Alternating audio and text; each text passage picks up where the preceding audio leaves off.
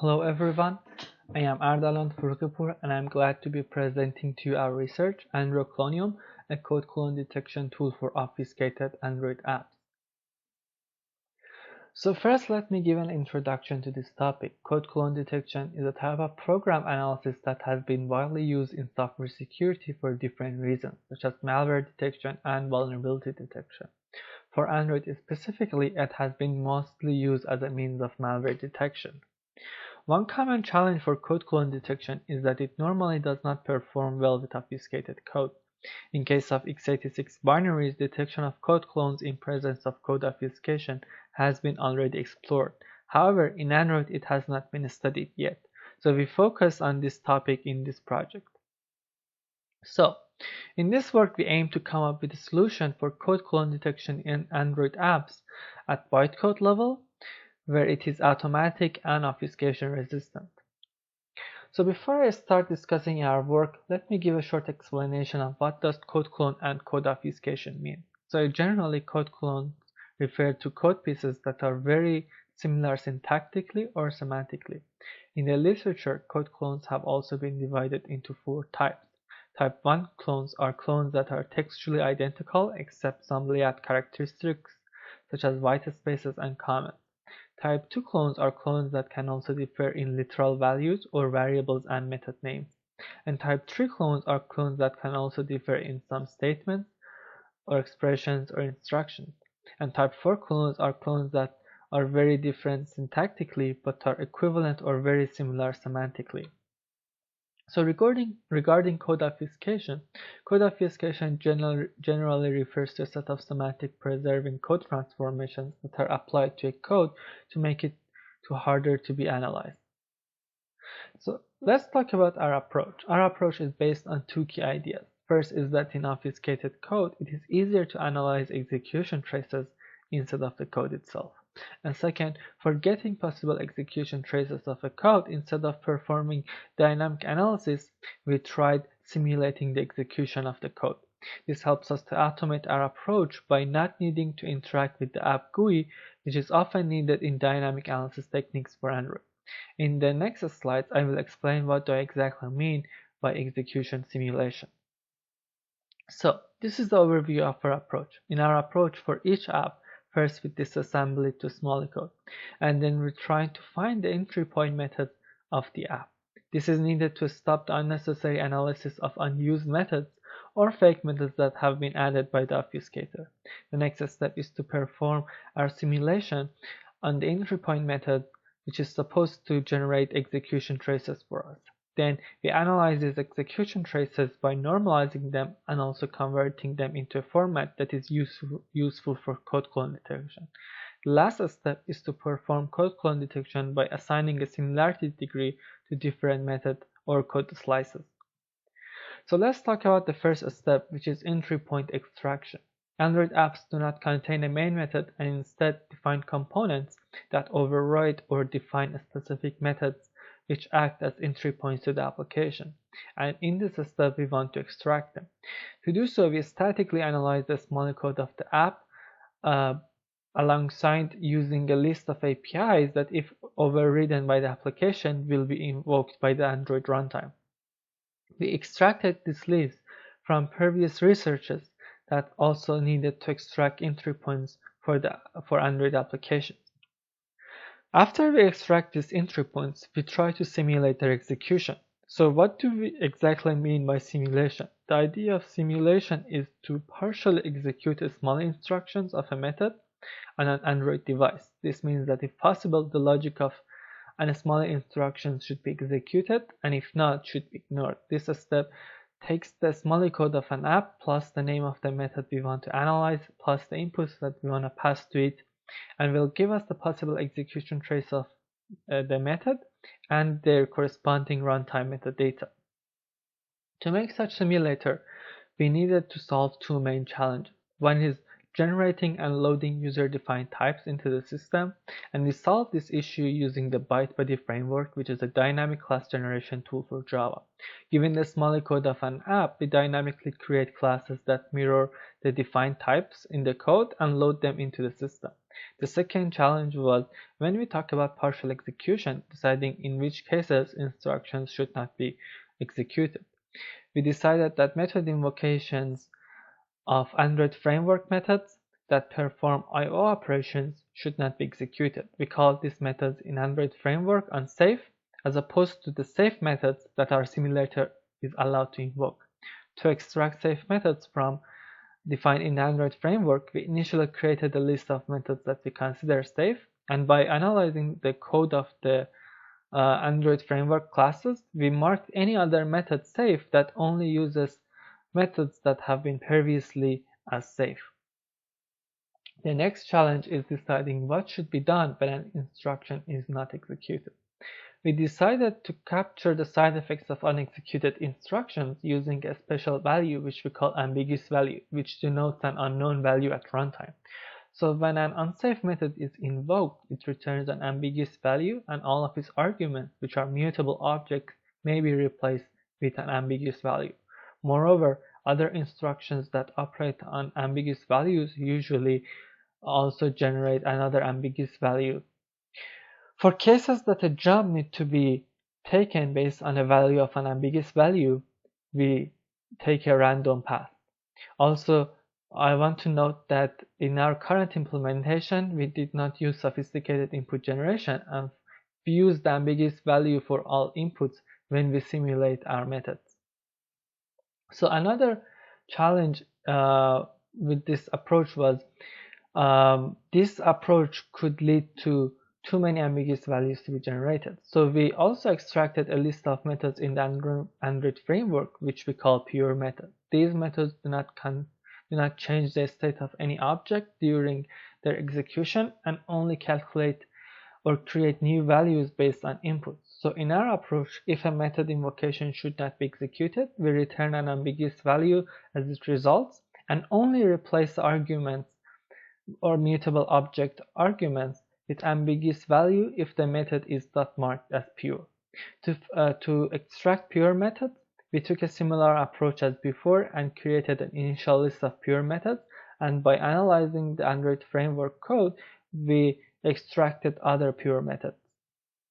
So after simulating small methods and getting their possible execution traces, we need to analyze these traces to extract the semantically significant parts of the code, which we should use for code clone detection. This step itself consists of 4 sub-steps, which are as follows. So first is extracting nested execution traces.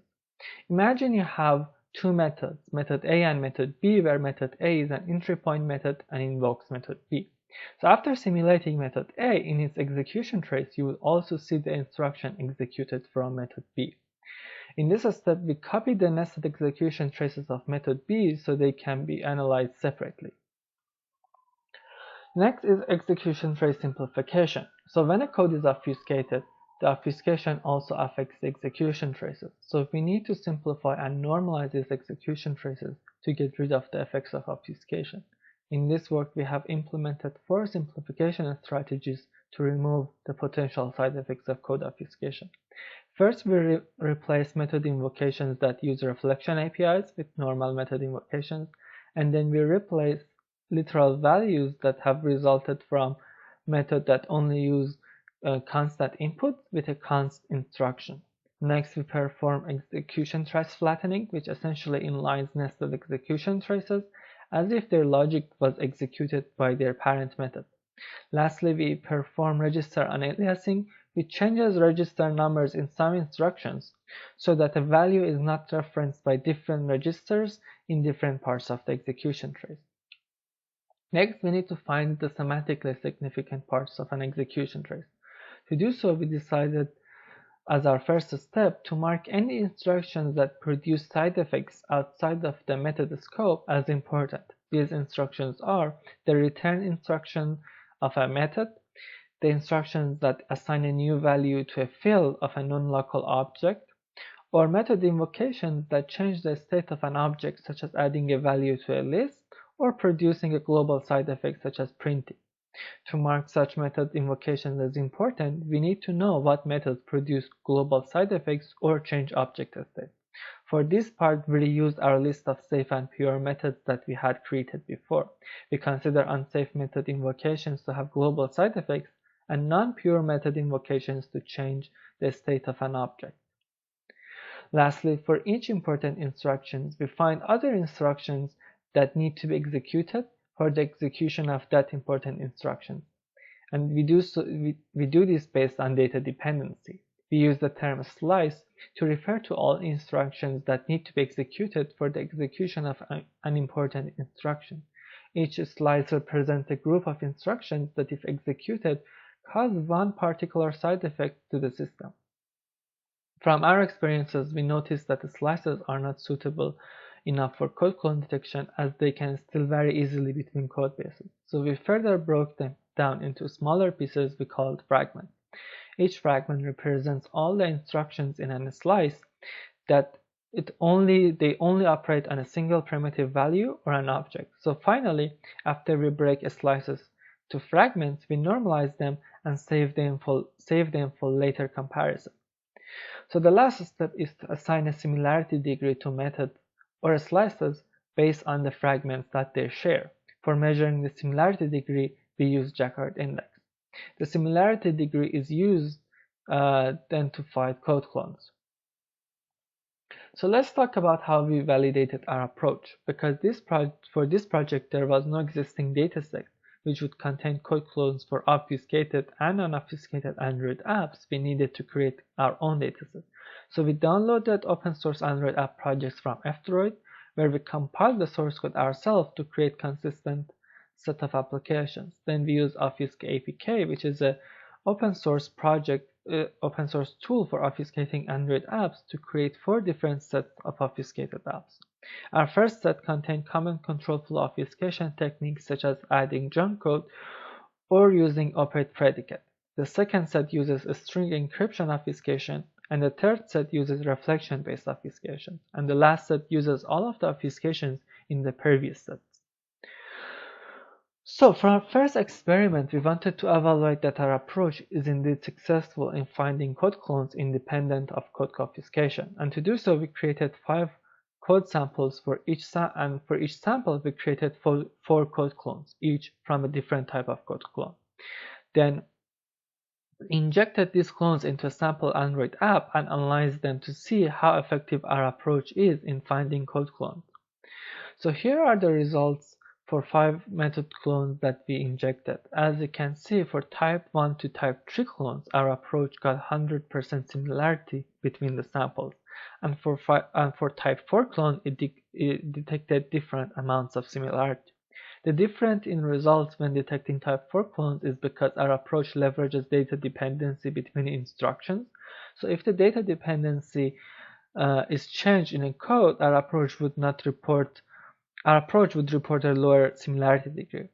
Also, our approach does not consider the relationship between different types and methods defined in the Android framework. So for example, if you perform a file operation using different APIs, they are not considered the same code. Next, we wanted to test the resilience of our approach against code obfuscation. And to do so, we used our approach on the obfuscated sets we had created before and compared the fragments that were created for the methods before and after obfuscation. We used Jacquard index to measure the similarity between the fragments created before and obfuscation. On average, we achieved around 80% similarity between the fragments of non-obfuscated and obfuscated versions of the apps. For the 20% difference, it's mostly caused by the fact that our approach takes a random path when branching non-ambiguous values. So when analyzing methods at each time, we can traverse a different path and thus creating different fragments. Also, you can see that for each set, not all of the apps we wrote that not all of the apps were successfully analyzed, and this is because in the evaluation we threw away any app that one of its methods resulted in error. So in the next experiment, we use our approach to see if we can find any code clones between different applications in our non-obfuscated dataset. We decided to ignore methods with less than 4 fragments since we were more interested in the methods that are larger and contain more logic. Also, to improve the performance, we decided to cluster similar methods together instead of pairwise comparison. So, first we group all methods that had been detected as identical together, and then we grouped identical cluster pairs together where their similarity was more than 80%. To verify the clones we had detected in this experiment, we randomly selected 15 samples and investigated them manually. From these clones, 12 were actually clones, but 3 were not. The reason for approach failed for 3 cases is that in those cases, the apps used Android support library classes, which contain a lot of logic that checks system integrity, and if a check fails, it will throw an exception. Because our approach uses ambiguous value as inputs and takes a random path when branching on an ambiguous value. For these apps, our approach took the path that results in an exception and thus did not traverse the user-defined code. And wrongfully detected these codes as similar together. Next, we wanted to compare our approach with other existing code clone detection tools. Since there is no other available code clone detection tool that we could have compared our approach with, we decided to take a tool that operates on source code and use it on the source code of the applications in our dataset. So we chose NiCad for this comparison, since it was one of the few code clone detection tools that worked out of the box, worked on Java code, and also similar to our approach, reported a similarity degree. For both approaches, we decided to use 70% threshold, and to compare the results, we decided to mark code clones that had less than 15% difference as a grid clone, and the ones that had more than 15% difference as disagreed clones. So here are our results for this experiment. As you can see, for 80% of the clones that were detected by both tools were agreed clones, which further confirms our approach is successful in detecting clones. However, there were a lot of clones that were not detected by one of the approaches. Our approach for around 455,000 cases that were reported by NiCad did not find them as clones or assign a similarity degree less than 70%.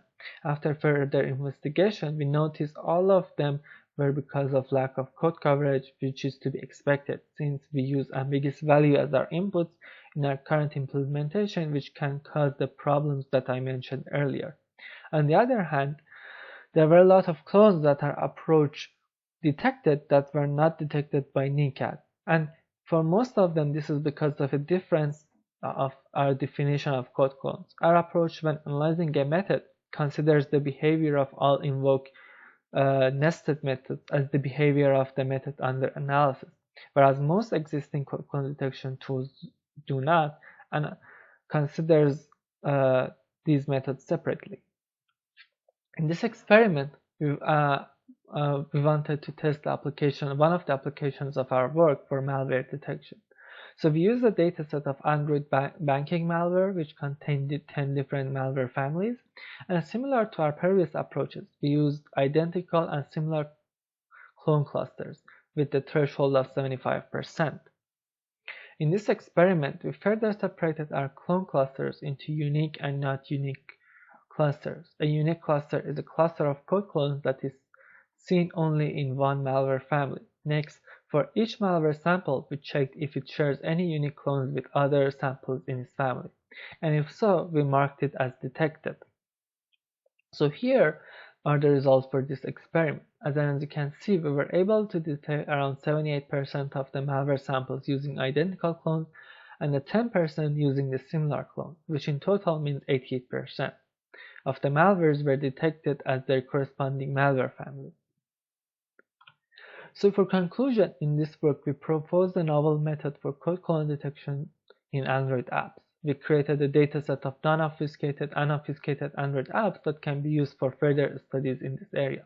And also we confirmed that our approach can detect code clones and investigated one of its possible use cases. So for future works, we were thinking of improving the scalability of our approach, adding sophisticated import generation and exploring its application in more areas such as library profiling and Android vulnerability detection. So here are the references of the work I mentioned in the slides, and any questions?